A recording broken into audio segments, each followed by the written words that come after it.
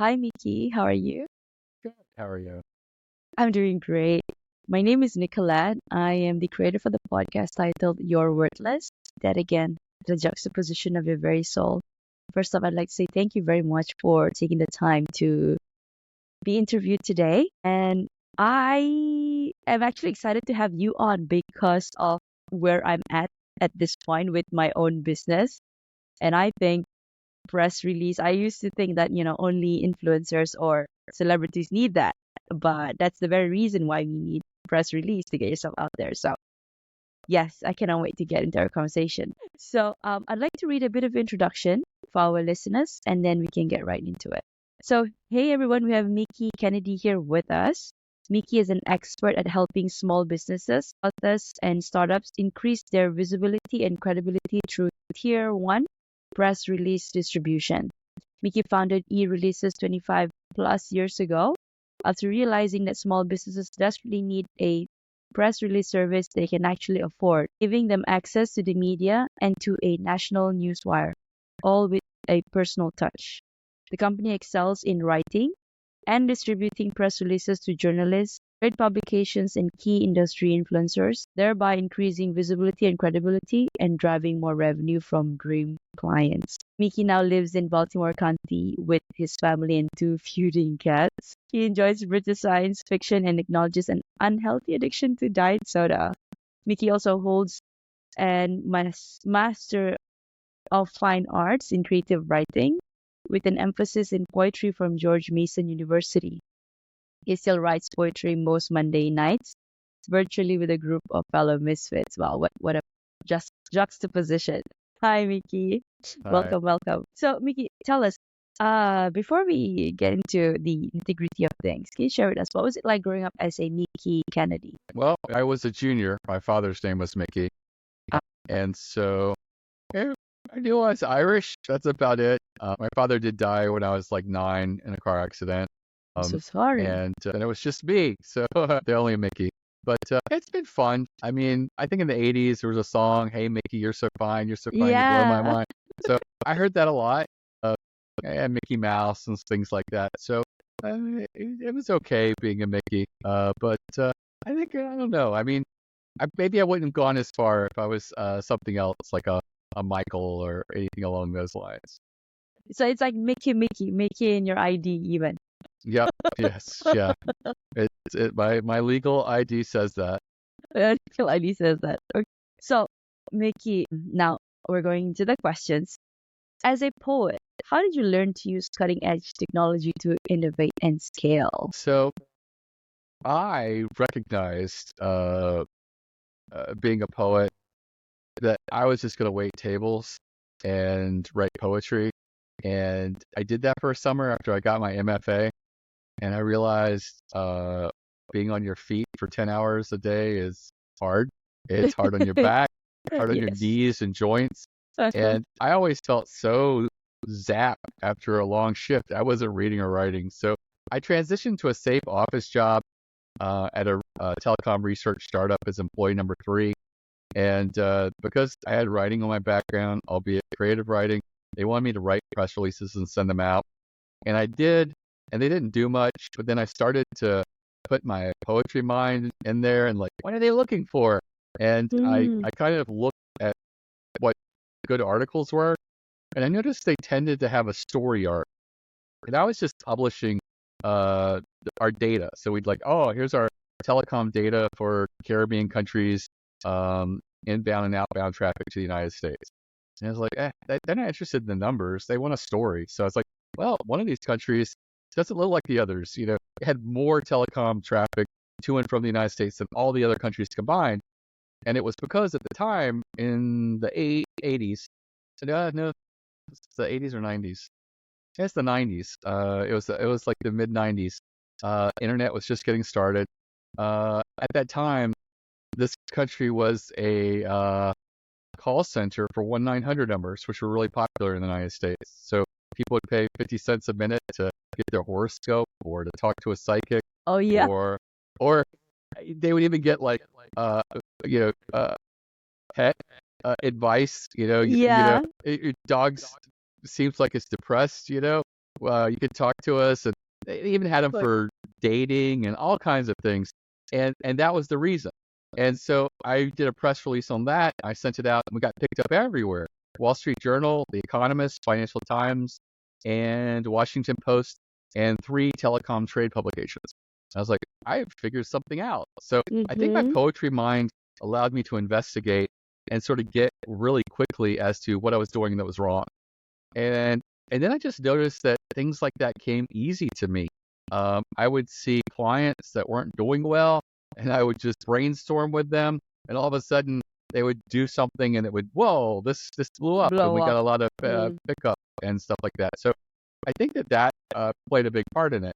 Now, in the actual day-to-day business, yeah. uh, I was a mess. I didn't know math very well. I didn't know, business, and I would I I know, started Matt. We can yeah, collaborate. I I'm from started a the Google accounting Ads background. campaign, and I felt like I was talking to one of these 1-900 psychics. I would look at the ad and I'd say, I created this yesterday. We're not getting a lot of sales. I guess it's not working. And it's had like 17 clicks. And it's like, I didn't know anything about statistical relevance and, A/B split test pages and other things. So I ended up meeting a guy named Perry Marshall who says, hey, I can help you optimize your Google Ads. And what I didn't know is, hey, I'm a business genius and I can help you optimize your business. And so I went into his world and I joined his marketing mastermind, and I was in it off and on for over 10 years. And Mm-hmm. I learned a lot, and that was the necessary education I needed. But I also approached a lot of things with this creative mind. So I was always doing my little tweak to it, and and fun little things. And so it was an interesting little journey. But I do believe that, being a poet has made me better at sort of coming up with newsworthy ideas for businesses and be able to brainstorm something that the media would probably be receptive to.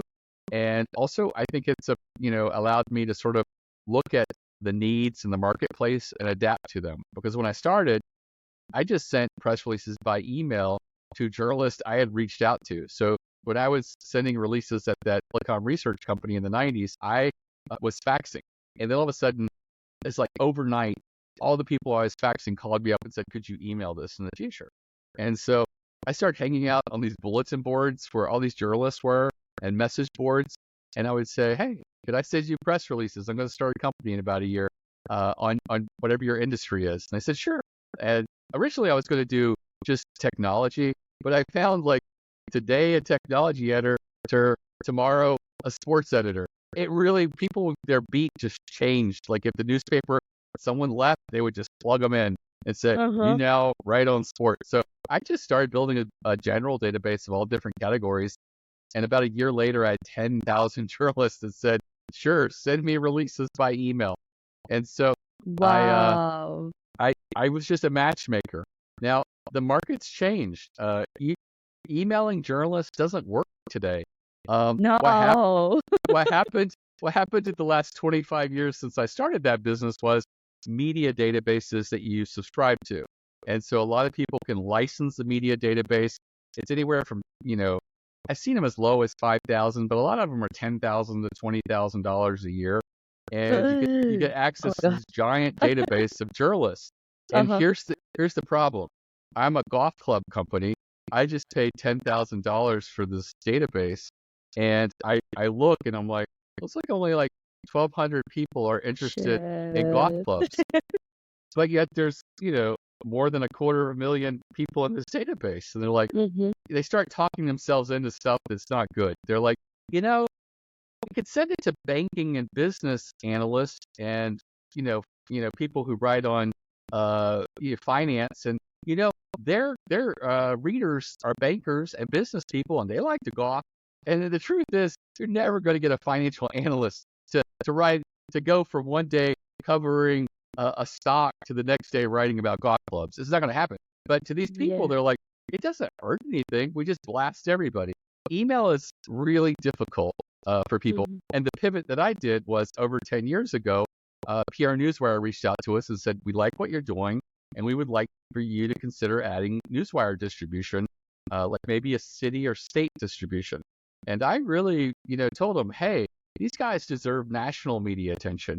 And I knew at the time that their national distribution of, like, say, a 600-word press release in the U.S. was over $1,600.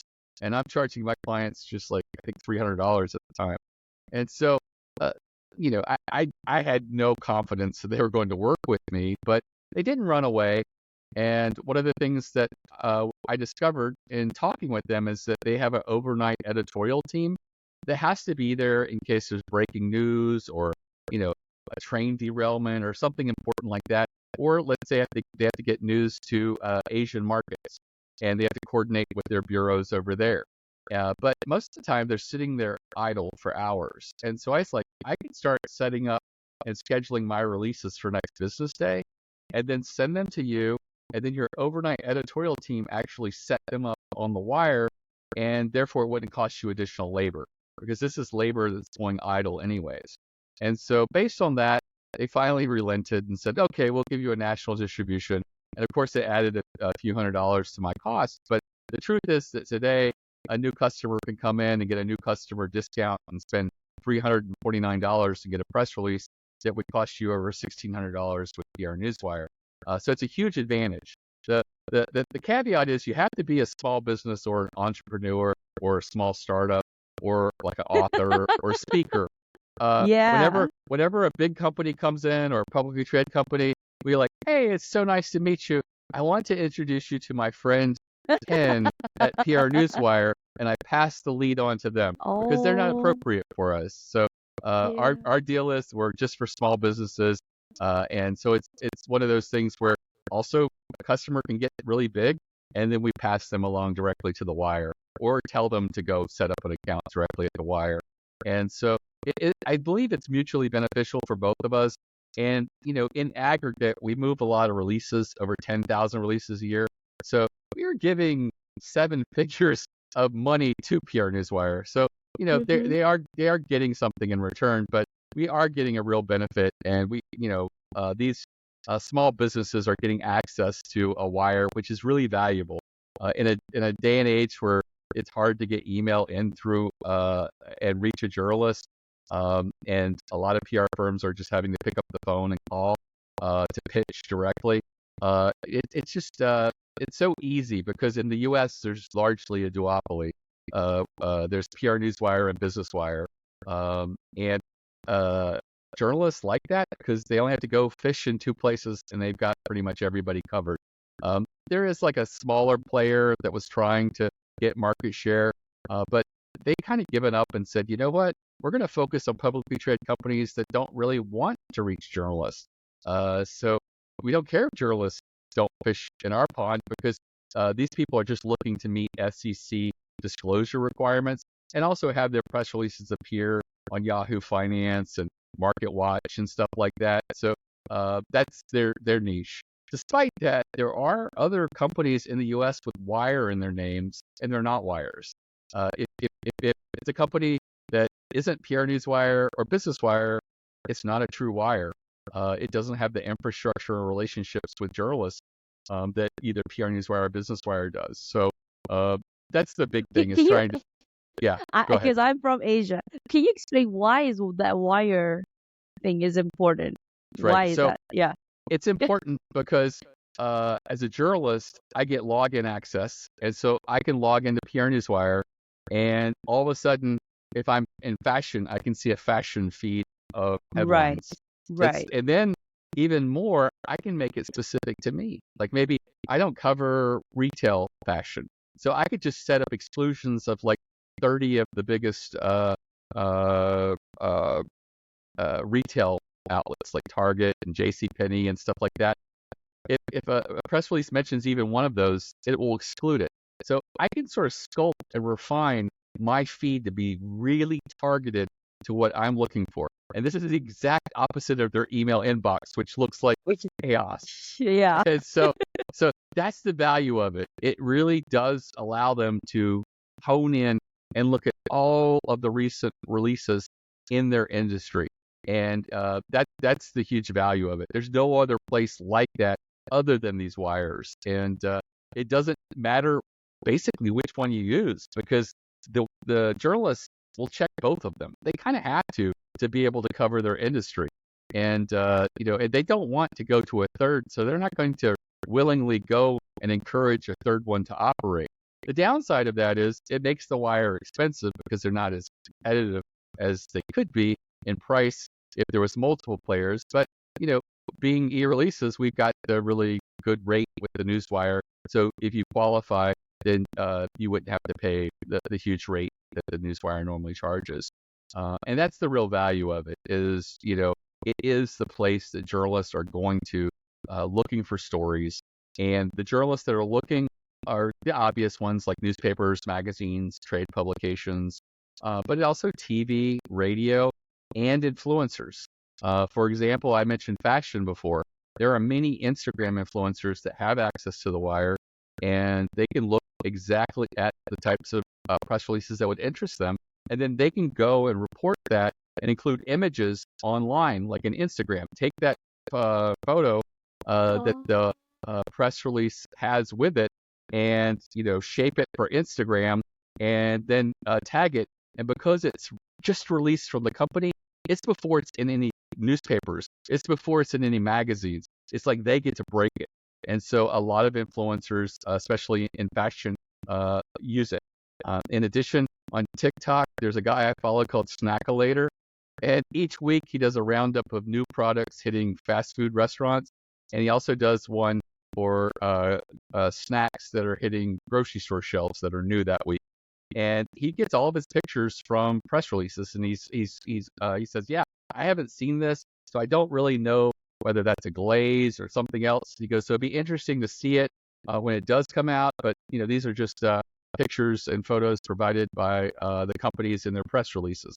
And so it gives him a huge advantage. And he's got all of these snacks that'll be coming out over the next couple of weeks before anybody else does. And if you just sort of wandered into grocery stores and looked at what was new, you would be late. And a lot of people would have already seen it. And of course, you're not going to be able to do it in all markets. So he's leveraging on on all of these press releases, and he's getting viewers, followers, and wow, we're onto something here, Mickie. I okay, can you share with us, like, or me at least, what? Okay, why would a business owner, somebody who's doing service or a product, okay, just service, why would they hire somebody to do their press release? Like, what are the benefits? Like, can you walk us through the vision as to how this person can expand and get their name out there? Right. So, for example, one of the things that we have at eReleases is education. And I have a free masterclass where I train people on what newsworthy press releases they should be doing. I'll be honest with you, probably 98% of press releases fail. And that means they don't get earned media. And that's what we call it when a journalist writes about you, when they cover you in an article or anything like that. That's earned media. And that's the goal of what we're looking for. We're wanting those articles I mentioned in, like Financial Times, The Economist, Wall Street Journal, trade publications. That's what we're looking for. And so what I realized is doing 10,000 releases a year, I see the releases that are working. And I notice patterns. Again, it might be that poetry mind. I don't know. But I see them. And so I put them all together in this masterclass, and I provide it free. And it's less than an hour-long video masterclass because people aren't going to watch a 14-hour class. Not now. I think things have changed. People don't have the attention spans that they used to. So my goal is to get them to look at strategic types of releases and consider doing those. And if anybody's interested, the masterclass is at eReleases.com/plan, PLAN. And like I said, it's completely free. But if someone was to go there, do an audit of them, a little over an hour, brainstorm, they would have lots of ideas for releases they could do. They could then either hire us for writing, but I will encourage them to write them themselves. Press releases are not complex writing.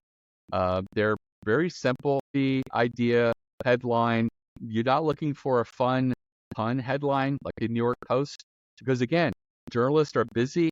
They're looking at the newswire and they're going down the feed to see if this is important for them. If they see a pun, they're going to ignore it because they're going to say, I have no idea if that's relevant for my industry.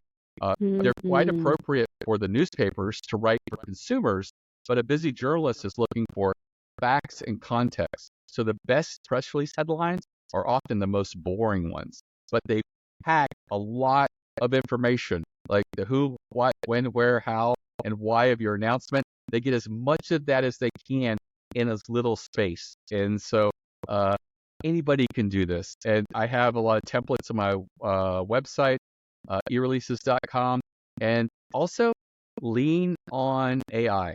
I was I've just about to ask that.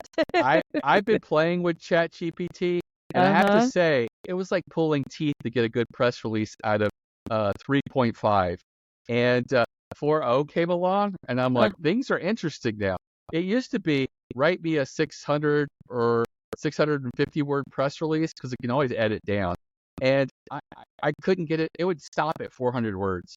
And so what I used to do is say, I always came to it with the idea of the press release. If you go to that ChatGPT and say, come up with an idea for a press release, you will be among the 98% that fail.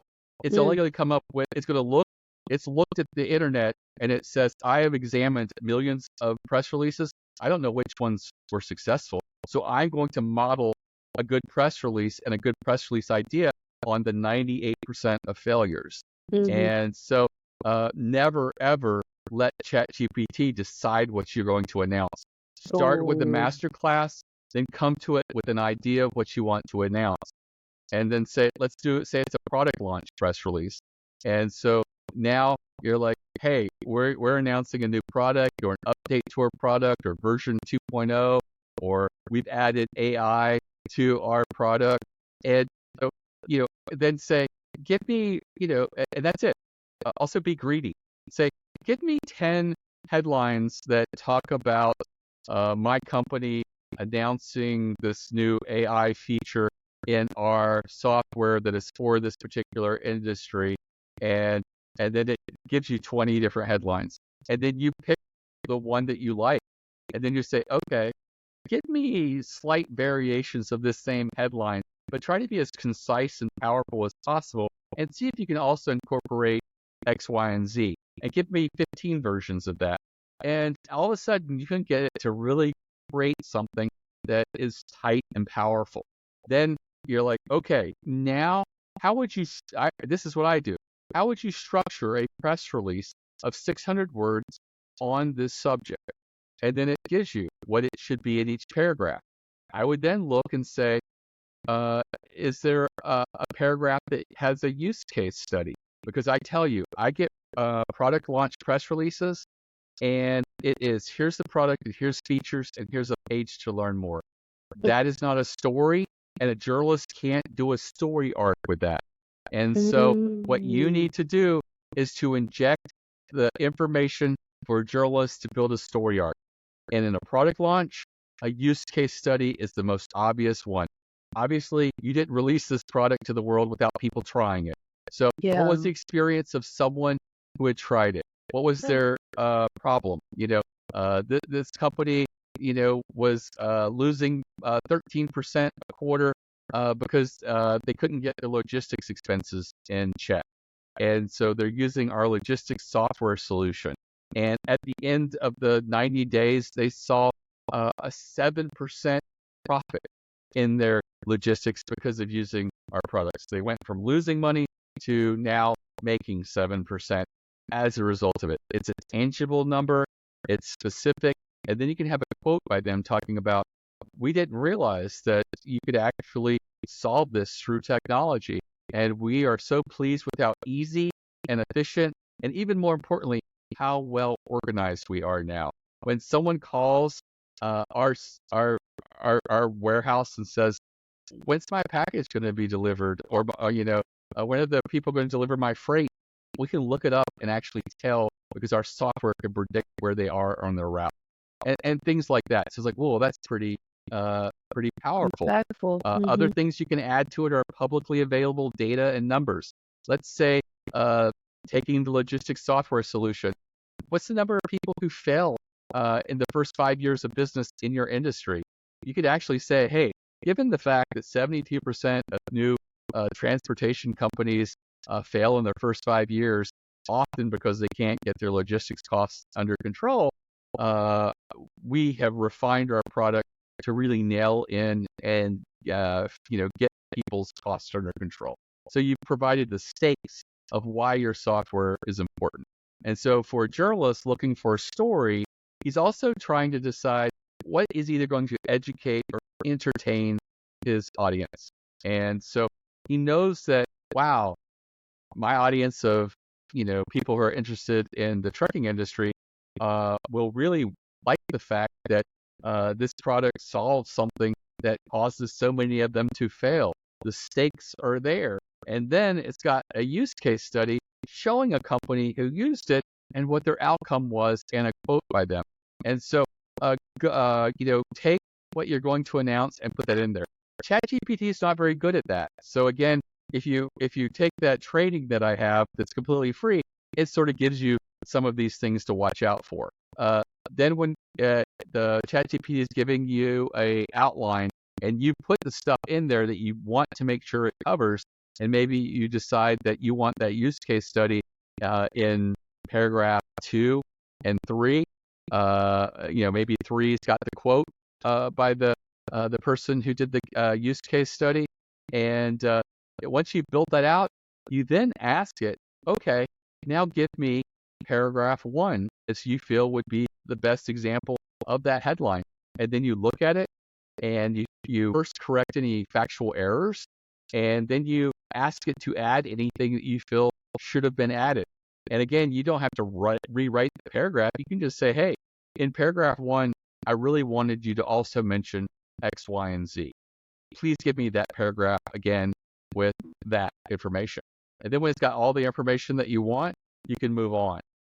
But if you feel like the paragraph doesn't flow very well, you could say, hey, everything in this paragraph is good, but I really don't like the way that it flows. Could you reword it in perhaps 3 versions?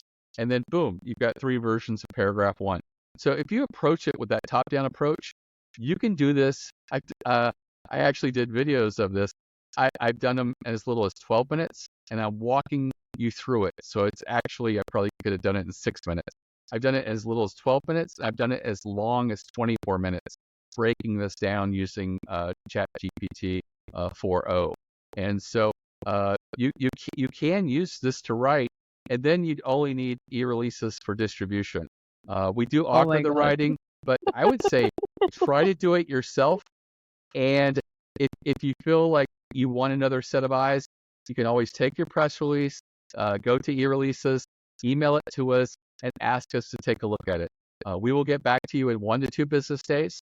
You don't have to have placed an order, and you don't have to place an order afterwards. Whether you use this or not, we're going to give you feedback as to what we feel about the press release, because we know small businesses don't have big budgets, and we're just there to help. And so we will try to let you know what we think is working, what might need to be improved, or what you should consider adding. And so we really make it easy to work with people. And because at the end of the day, we want you to succeed. Because if you do a lot of releases with us and they all fail, you're probably going to just cross PR off your list. But that being said, you can't ever judge PR by one press release. Remember I told you I gave up on Google Ads after 17 clicks? It's not statistically relevant. And with press releases, you really need to do a PR campaign of several different approaches, strategic approaches. And generally, it's 6 to 8 press releases is a PR campaign. And that's why PR firms work on a PR campaign by PR campaign basis, because if you come to them with one press release, they know that, it could be hit or miss. You don't know how it's going to work. But if you do a PR campaign and then you measure someone based on that, they know that they can have a long-term client once they've proven themselves. Doing 6 to 8 releases, half or maybe even 2/3 of them may result in no earned media. But if 2 or 3 of them do, it could be substantial. And what does that mean? So had one person who got in one magazine, a waste management magazine, and it resulted in over a contract worth over $30 million. I had I have a case study on my website. If you go to eReleases.com and click on case studies, it's the top one, top left. And it was the Dining Bond Initiative, which was set up to live a very short period during the pandemic when restaurants were closed down. And it was meant to help your favorite restaurant that was closed during the pandemic. I did the press release for free. We sent it out, and it did over 100 articles. We actually quit counting because there was a lot more smaller newspapers that were still picking it up, and we just said we've collected a lot because there's big publications there too, like Wall Street Journal, Barron's, lots of large publications, but also, like I said, many dozens of daily newspapers across the country. Why did it resonate so well? It was positive news and actionable news at a time of uncertainty, and people didn't know what was going on. So it's like, oh, here's some good news. And then also, we were sent home for 2 weeks to flatten the curve here in the U.S. And here was something that someone at home who felt powerless could do by saying, hey, our favorite restaurant that we used to always go on our anniversary, I want to make sure they make it. Could we give them like $100? And it would be backed by a dining bond, which is sort of like a gift certificate scenario. But it really just made people feel like they were making a difference, and generated in excess of $10 million in revenue. What would have cost $349 Oh my generated God. over $10 million in revenue. And so these are things that can happen if you're strategic and you get something out that's newsworthy. That being said, one of my biggest complaints from customers is I'm not newsworthy. And so I had a carpet company in New Jersey that came to me and said, hey, I approached my boss and he agreed that this coming year we can do 12 releases, one a month. And I'm like, okay, what exactly do you do? And we're just a carpet company. We install carpets in our little city in New Jersey. And we're just like, is there anything that you do that's unique? And I'm like, not really. And I just like, I told him, I said, I don't know if PR is a good fit for you. And he goes, well, I'm just telling you, the boss approved 12 releases. If we don't use you, we're going to use someone else. And I was like, well, let's do business. And, so for 4 months, they did releases and nothing happened.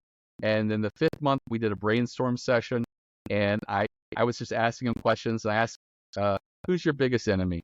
And I expected he'd say, oh, it's Paul at the Rug Emporium across the street. I can't stand him. But he said, it's the big box home improvement stores. Here in the U.S., it's Lowe's and Home Depot. And he talked about how bad they are for the floor industry. The experience that they give homeowners is terrible.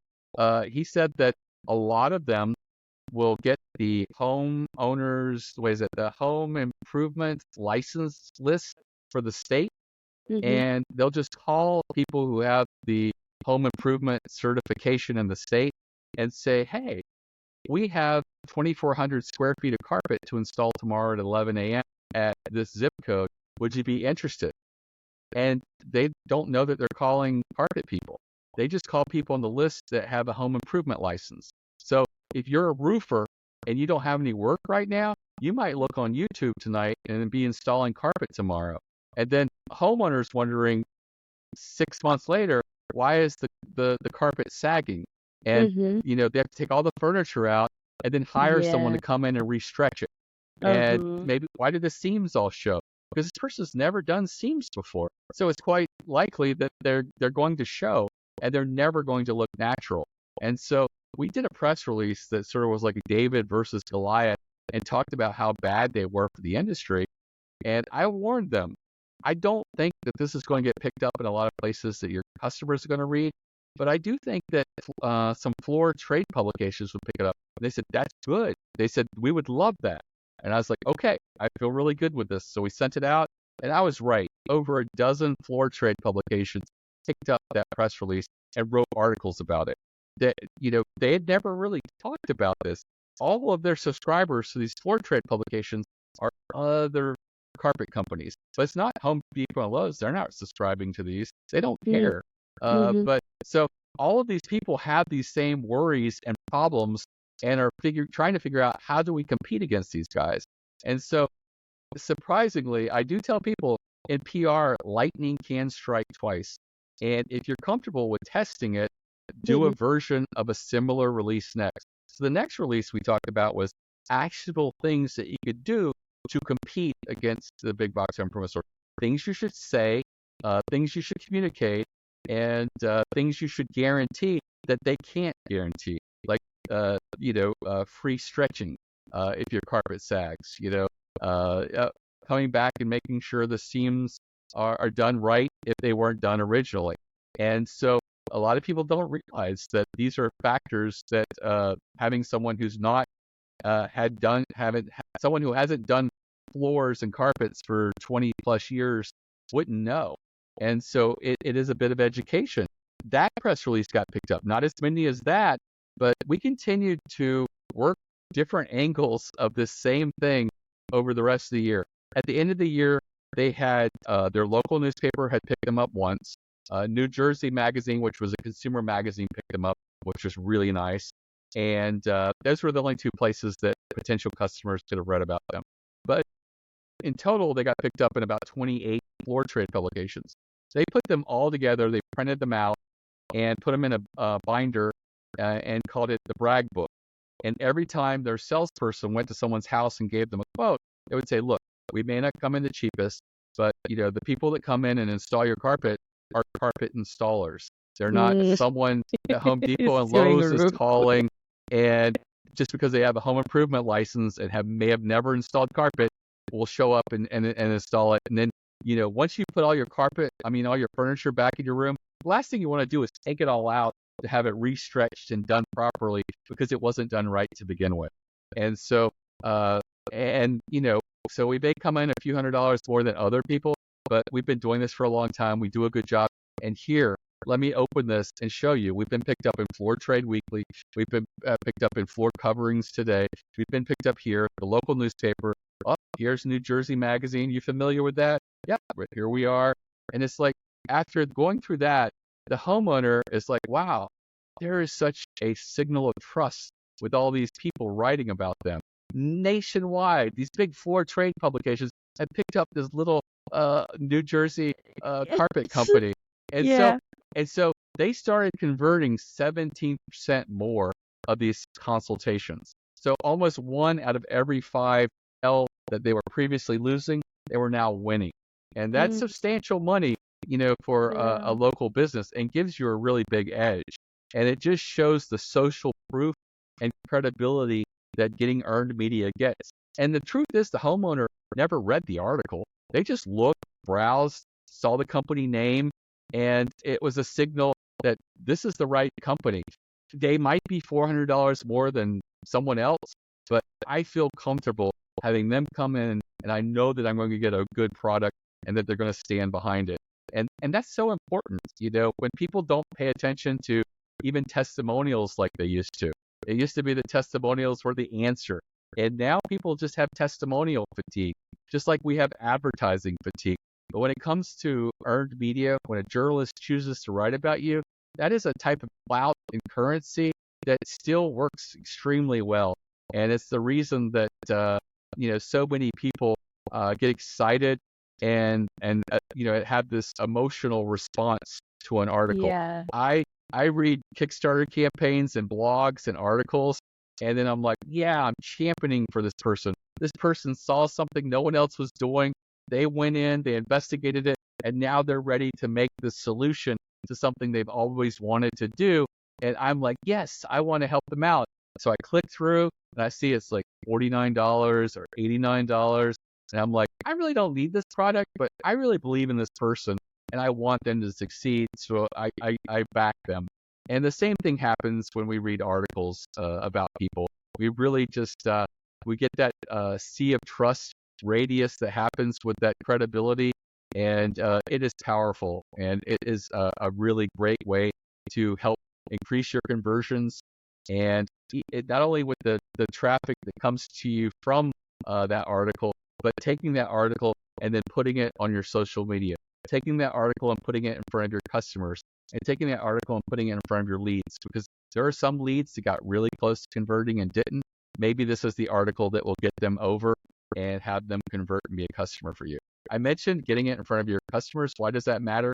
Because every year you lose customers who decide they have to shop around because they are Yeah. not sure they're with the best company. If they Yeah. read that article and they get that same signal of trust, they're not shopping around that year. They're going to be very Mm. comfortable that they're working with the right company. Mm-hmm.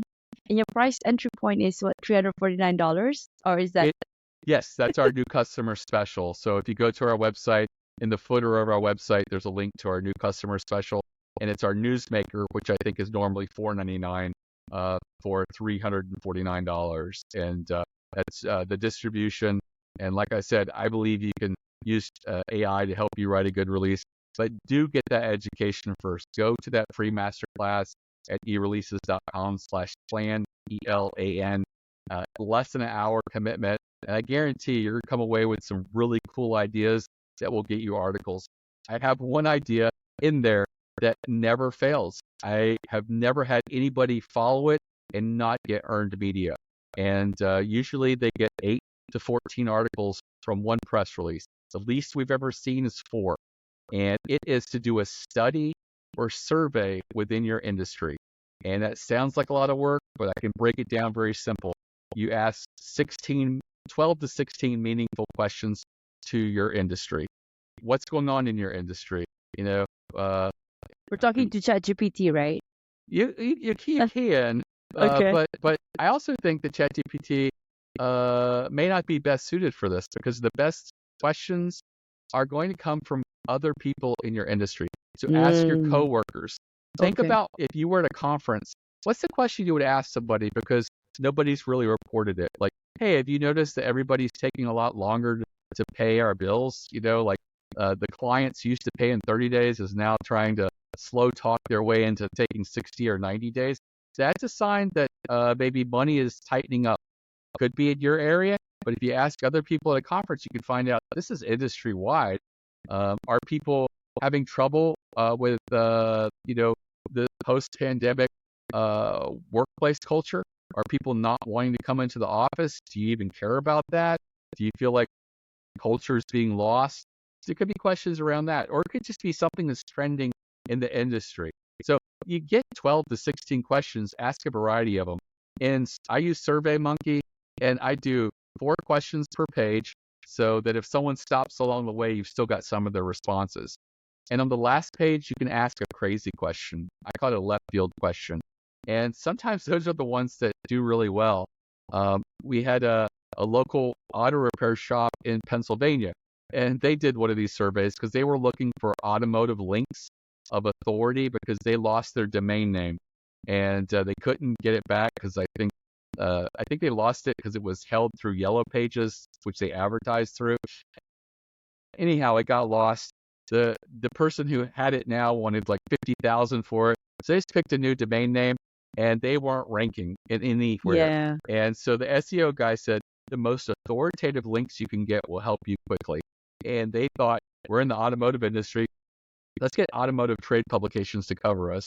So we did that survey, and on the last page, the crazy question was, what's the strangest thing a customer left in their car while being repaired? And it was an open field where people could write something there. Nobody wrote the same thing, so there was no statistical significance to this, but they were fun responses, and that's what ended up winning. They sent it to other auto repair shops, and they were worried because we don't know enough to do a survey. And I'm like, you don't need to. In every industry, there are a lot of small and independent trade associations. They were members of one. And I think it was like Independent Auto Repair Shops of America or something like that. And so we asked them, hey, we have this survey we put together. Could you send this simple link to your members and ask that they complete this survey? In exchange for that, if we get more than 100 responses, we will mention you in the press release we'll be issuing over the wire. Because they're a small and independent trade association, they get no media attention. The large trade associations do, but they don't. So they will see this as a win-win. And 2/3 of the time, these small independent trade associations will immediately say yes. And if not, you can move on to someone else, or you can try to reposition it, saying we can co-brand the survey, give you a little more authority, put you on the page and stuff like that. So you then get the results, and you look at the results and you figure out what's the number one most surprising response that you got. You kind of want to focus on one question. And if not, you might be able to incorporate a second question, but you're not going to focus on all 12 or 16 questions. You are going to build a page out on your website where you put all the questions and responses together and build a lot of data points there. But you're going to focus the press release on one or two of them. You're going to put a quote in there of like, yes, it's very surprising that 63% of the people in my industry believe that AI is going to replace them in the next 5 years. However, and now you're going to put your analysis in there. Do you agree? I disagree. I think this is just a common fear with new technology. And I think that it is true that maybe in 5 years, the people that remain will be the ones who know how to use AI. And if you are not in there using this tool and figuring out how to make it work for your business, you may be left behind. It's like, whoa, you sound like an expert. You provided some great analysis in there, a great quote, and you put that together and you send that out. Every time I've coached somebody through the survey, it's been on average 8 to 14 articles. The one that was only 4 articles was in the biometrics industry, and it's very specialized, and I think there's just a lot less people that cover that industry. But they still got 4 articles. And again, it's never failed. It's a little bit of work, but the way I broke it down, it's very straightforward, and it's very doable by anyone.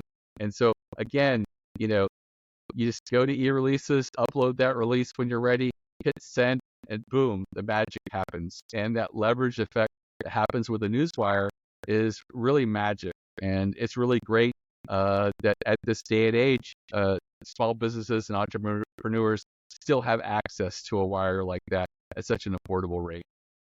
Wow, wow, I am sold. So, Mickey, have you had successes with like coaches who came to you for press Yes. releases?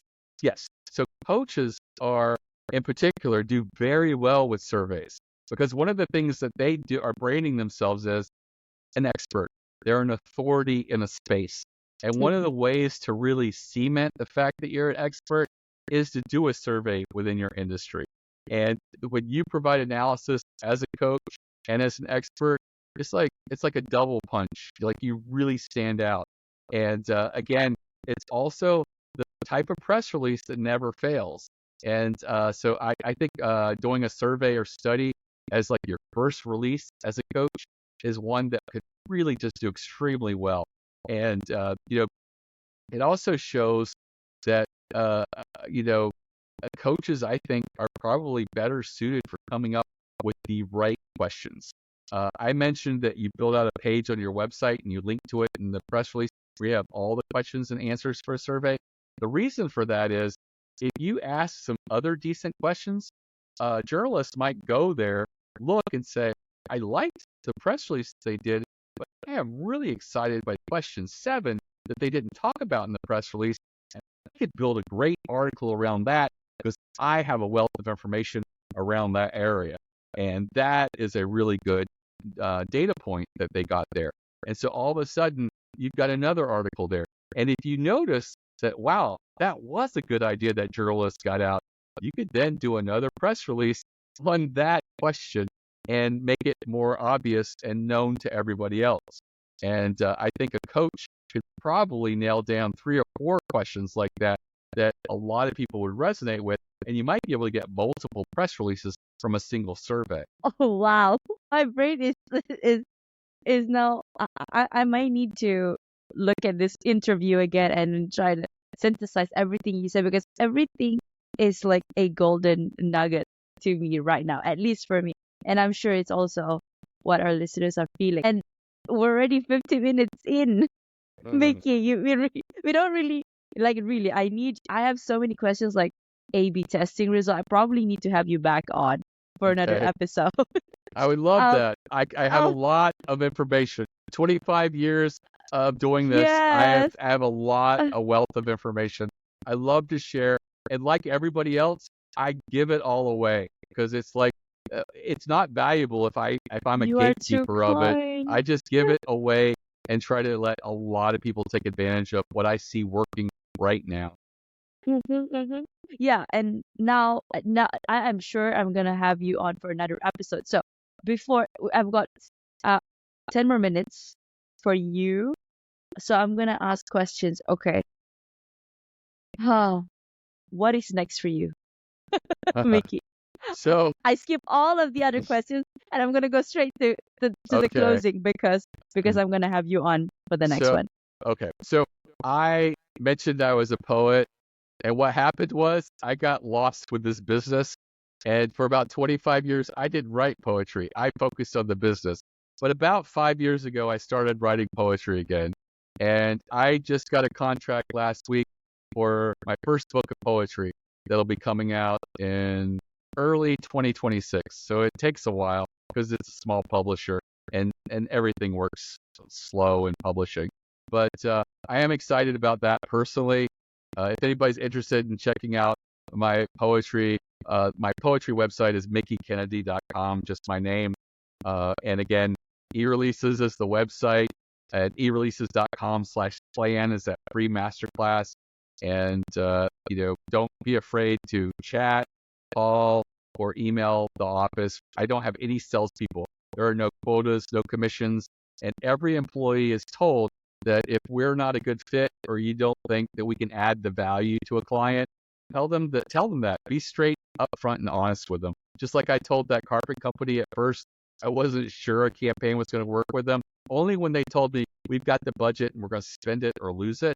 And I was just like, I'd rather you spend it with me because I believe working together we can figure out how to get you earned media. And like I said, at the end of the year, we got about 30 clips with them. The local newspaper, New Jersey Magazine, and about 28 trade publications. So I really do value small businesses.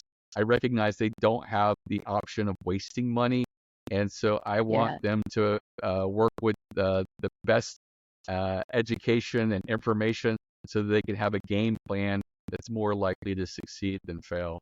And also have their best interests at heart. Mickey, aw, such a kind soul. I love it. There are people like you. Okay, so like attracts like. Thank you so much, Mickey. Okay, I'm gonna pivot to a self-worth question because my podcast talks a lot about self-worth. So the question for you: many people compare themselves to others in the age of social media, leading to feelings of inadequacy.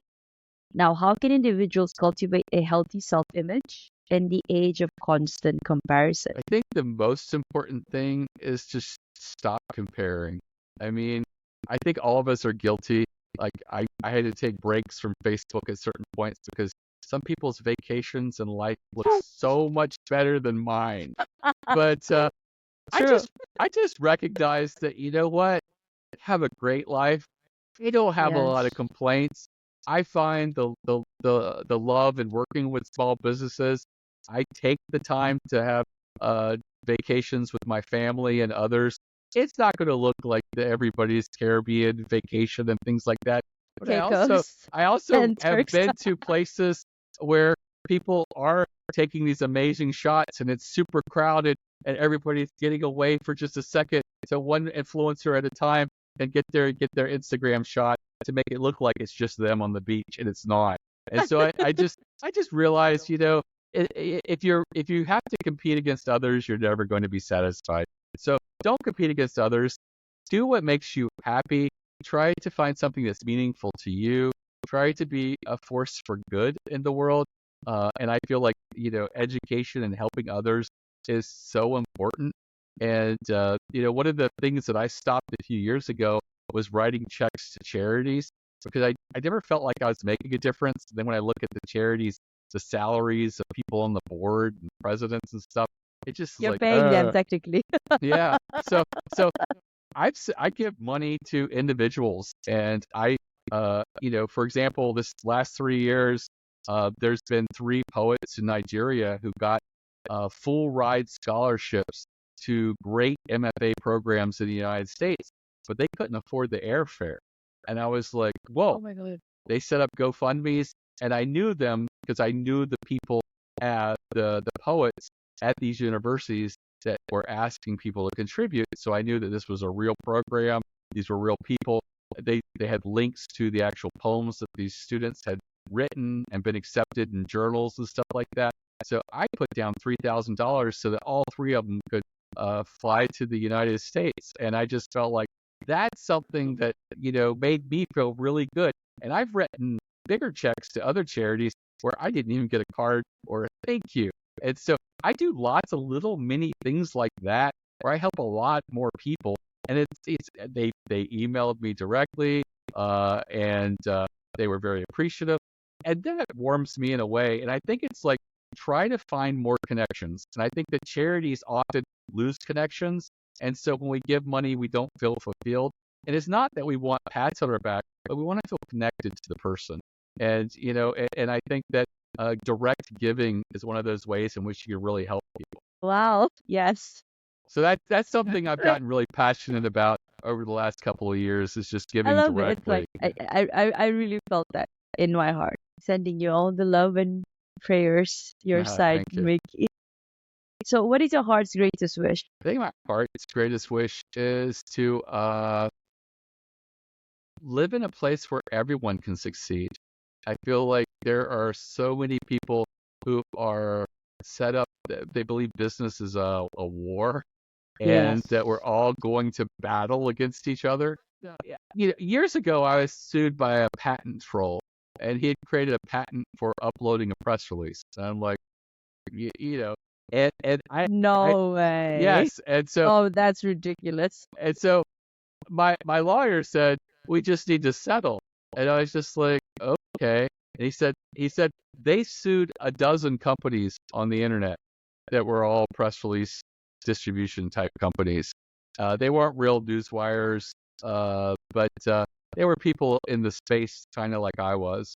But they weren't working with a newswire like I was at the time. I reached out to them, and they just felt like really strange. Like, we're supposed to be enemies. I'm like, well, the enemy of your enemy is your new enemy, and that's this patent troll people. And so I got all of us together, and we built a game plan of how we were going to combat them. And we decided that we were going to offer them a settlement that was a very small settlement. But we also told them if they didn't take it, we all were going to hire the same attorney, so it wouldn't cost 5 times as much. It would be 5 of us paying this one attorney to do the same work for 5 people. Yeah. And we would invalidate their patent. Exactly. And they settled very quickly. So, it wouldn't have happened if I didn't, maybe because I'm a poet and not a business guy saying we have to go to war and these are my enemies and I can't pick up the phone and call them. But every single one of them was shocked, saying, I can't believe you called me. And I was just like, aren't you glad I did? Yeah. So Thank you. exactly. And I think that, Wow. all across this country, there's room for people to be in the same space and to find a little niche that makes them a little bit different than everybody else. So that, sometimes I even will send people away to other places that I feel are a better fit for me. For example, I'm not the best person for, distributing to Australia or even distributing to Canada. But if you want distribution to the US, I am the best person in the United States for the price. And that I believe 100%. But I will gladly recommend people in other markets like the UK and other places because I know I'm not the best and I'm not going to try to lie or take their money to, or anything like that. I will just say, I know of a company in the UK that I feel would be a really good fit for you. And I don't know I don't know why that's not as common as it should be, but I think that if you're honest and trustworthy in the marketplace, people will notice it. And the funny thing is that each month we get about anywhere from 100 to 200 new customers. And when we do paid my God. advertising, we get about 30 people from that, which You means that see? Yeah. all these other people are coming from somewhere else. And Google says it's not coming from organic traffic. It's coming Yeah. from people who are typing in my domain name, who've Correct. never visited my website, and then they buy. And that's word of mouth. That's Yes, the only that's thing it word of could mouth. be. It's the Yeah. only it could be. And it's because we have such a strong reputation for being helpful. And, we really have a lot of integrity. And I think that that is probably one of our most valuable assets at eReleases. I found my new model. I'm gonna model my my business onto you. I mean, you're doing such a great job, Mickey. Right. I would like, It does take a while because I'll be honest with yeah, you, the first 5 years there wasn't a lot of revenue and there wasn't a lot exactly. of sales, but it slowly climbs up. And we've been very fortunate that even during recessions, because I went through the dot-com crash, I went through the housing bubble crash, we grew through that. Oh, And during the pandemic, our business went up. And I think that part of it is that during economic uncertainty, people pivot and they have to yeah. communicate that. So that's Uh-huh. important. But I also think that people sometimes stop advertising, paid advertising, and they look around and say, what's cheaper that I now have more time and resources to put my energy to? And they always say, oh, yeah, PR is one of those things I always meant to try. And so don't wait until the economy crashes to try PR. Really consider it now and take advantage of the opportunities that are there because, you know, a lot of people feel they're too small to matter for PR. But the truth is, Yes. a journalist doesn't like covering Google, Microsoft, and Apple. They have to, but they don't like it. And they know that their audience doesn't often pat them on the back and thank them for pointing out a new feature in Microsoft Office. So when they cover a small new business that has a new product or a new tool or a new resource that no one knew, they do get accolades and people say, thank you for bringing that to my attention. I've been looking for something just like that. And often it's small businesses, mom and pops, and these little struggling startups that make these new tools and these new resources because they've determined a new niche or something that no one else is doing. And for that reason, being small and unknown is not a disadvantage. It's actually an asset. They'll actually make it easier for you to get media attention because journalists love to put the spotlight on these unknown entities because a lot of people appreciate it because no one knew about it.